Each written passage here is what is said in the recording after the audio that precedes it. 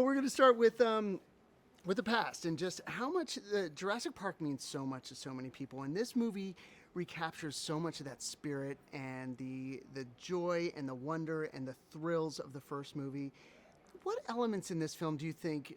How does it recapture it in your mind? How does it do that? What are the elements inside of Jurassic World? Well, I mean, I think that I mean, Jurassic Park for me. I'll start there. I saw the movie when I was 12 years old, in the theaters opening weekend, and I was super interested in movies and storytelling and cinema. I was kind of one of those, like, I was a young sort of dorky cinephile, and for the movies at least that my parents would let me watch.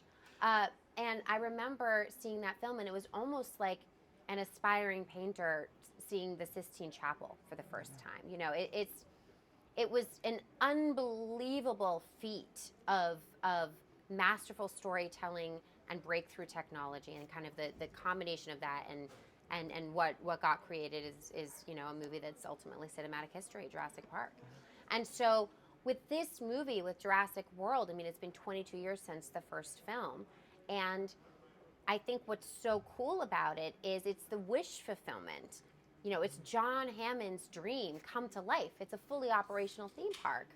But it's also very realistic, because if there was a theme park where the attractions were dinosaurs that had been around for a decade or so, I mean, would people really be into dinosaurs? You know, would their interest be able to be sustained for that long? And so the premise of this story is that in order to keep visitors coming to the island and coming to the park, we need to create a dinosaur that's going to capture their imaginations and get them to come and buy tickets again.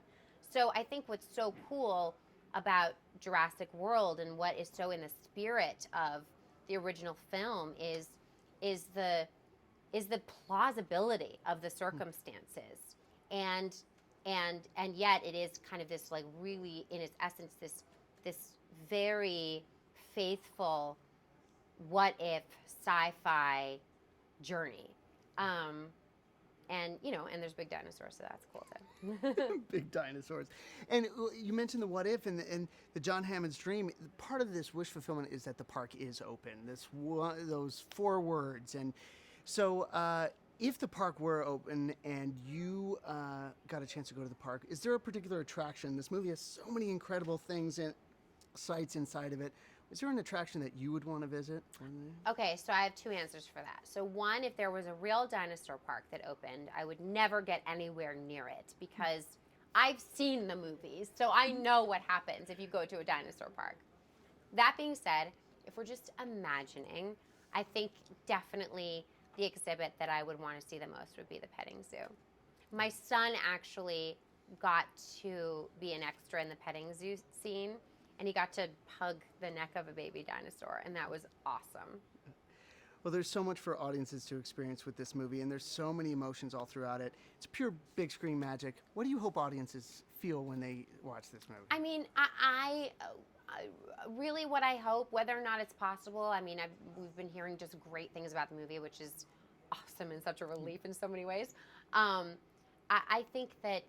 I think that what I want is for people to experience what I experienced when I went to the theaters and saw Jurassic Park. I mean, I want for people to take their families and their friends and meet up and go see Jurassic World on 3D or on IMAX and have a blast and go on a ride and have a really memorable experience together. I mean, that's what it comes down to. It's good story, well told, and hopefully creating, in the process, a memory. So, that's what I want.